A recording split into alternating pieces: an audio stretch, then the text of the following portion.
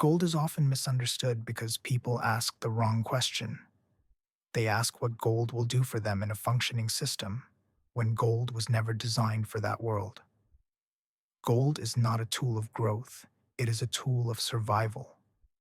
It does not exist to multiply wealth in good times, it exists to carry value through bad ones.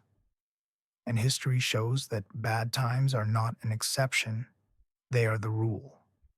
Every civilization believes its system is permanent, that its institutions are stable, that its money is different, and every civilization is eventually proven wrong. Money feels real because we touch it every day, because numbers appear on screens, because salaries arrive on time. But money is not a physical thing, it is a promise that only works as long as everyone agrees to believe it. When that belief cracks, money does not slowly weaken, it collapses. Gold behaves differently because it does not depend on belief. It does not require trust in a government, a central bank, a law, or a future payment. It simply exists, and that is why it becomes relevant only when systems begin to fail. Economic collapse does not arrive with alarms and headlines. It creeps in quietly. At first, the currency weakens just a little. Prices rise, but officials call it temporary. Savings lose purchasing power, but people are told to be patient. Then controls begin to appear. Limits on withdrawals, restrictions on movement, new rules introduced in the name of stability. By the time panic spreads, the exit doors are already closed.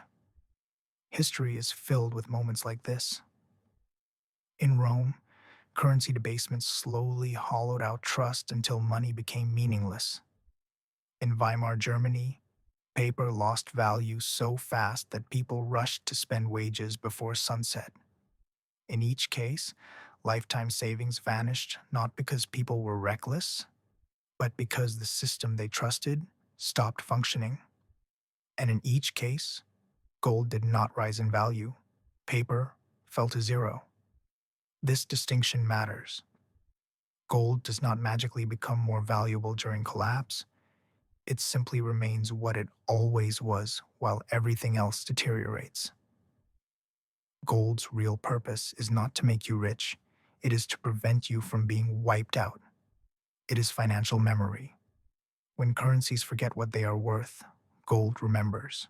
When laws change, borders shift, and governments fall, gold continues to function because it sits outside political systems. That neutrality is precisely why it has survived every empire that tried to control it. Gold does not care who wins elections, who controls territory, or which ideology dominates.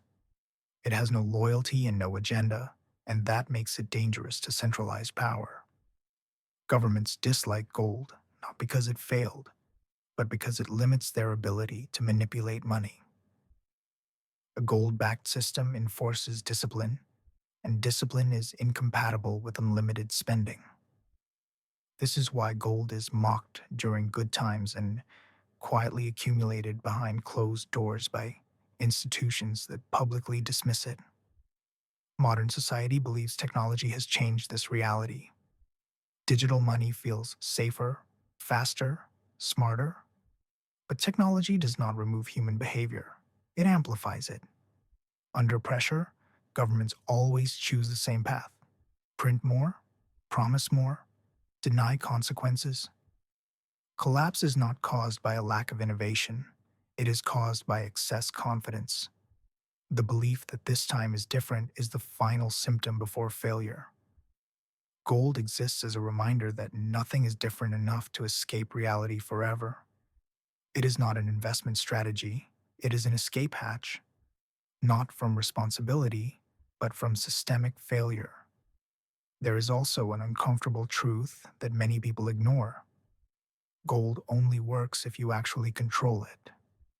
Paper claims, digital certificates, and financial instruments tied to gold are still promises inside the same system that is failing. During collapse, promises are the first thing to break. History shows that when governments panic, ownership rules change quickly. Accounts are frozen, assets are restricted, and legality becomes flexible. Gold protects only when it is outside that reach. That is why it has always been feared, regulated, and occasionally banned. Not because it is harmful, but because it gives individuals an option when the system offers none. Gold does not solve collapse. It does not fix broken societies, stop corruption, or prevent bad decisions. It does something far simpler and far more important. It allows value to move from one system to the next. Every collapse is followed by a new order, a new currency, a new promise. Those who reach that transition with preserved value can rebuild. Those who do not are forced to start from zero.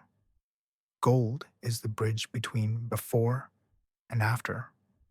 That is why it disappears from conversation once stability returns. Its job is finished, and attention shifts back to growth, optimism, and risk. Gold waits patiently in the background, as it always has, irrelevant until the moment it is essential again. The quiet truth is this: gold is boring when everything works, and priceless when nothing does. It does not reward speculation, but it punishes blind trust. It is not about profit, it is about continuity. And continuity is the rarest asset during economic collapse. When the system you trusted no longer exists, gold does not argue, negotiate, or explain itself. It simply functions. And that is its real purpose. If this gave you a new perspective, hit subscribe button and like the video.